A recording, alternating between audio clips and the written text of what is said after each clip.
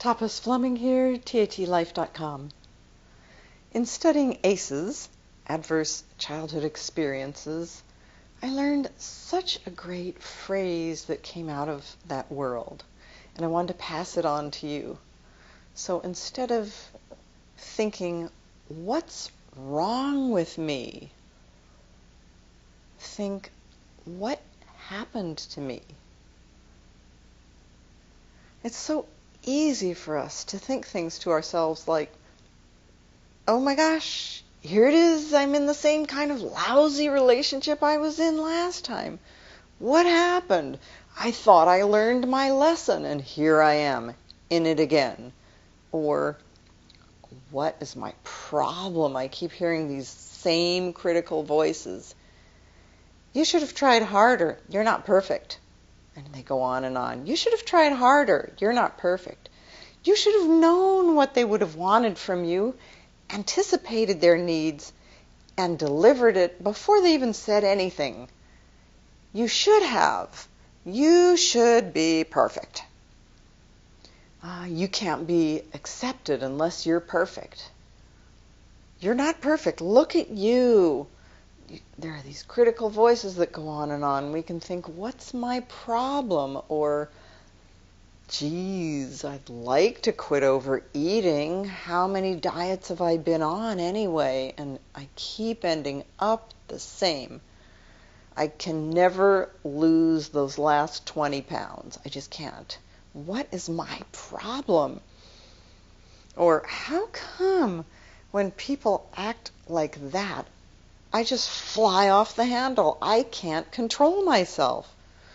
So instead of thinking, what's wrong with me, think, what happened to me? Especially in my childhood. What happened to me? When did I feel abused, neglected, hurt, abandoned, not listened to, not treasured, not loved? All the things that happened in childhood when you did not feel good, you did not feel loved, supported, nourished, cherished, taken care of. Think of those things, and when you have even just one, do TAT about it. And the parts of you that experienced that are addressed as you go through the TAT process without even identifying them. And those parts get new information like, hey, it happened, it's really over, and I don't have to resonate, identify, or connect with that anymore. It's really over. It's safe and okay for me to relax now. And those parts quit immediately, quit producing stress hormones. Your life also automatically changes. You automatically have different manifestations in your relationships with people.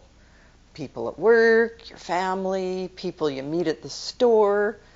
Everything spontaneously changes once those parts of yourself have new information, and that happens with zero effort in the TAT process, and then the manifestation in your life just changes.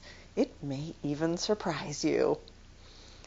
So when you find yourself thinking, what's wrong with me? Change that question to, what happened for me? Find something, do TAT, and feel better. There you go. Thank you for listening, and see you next time.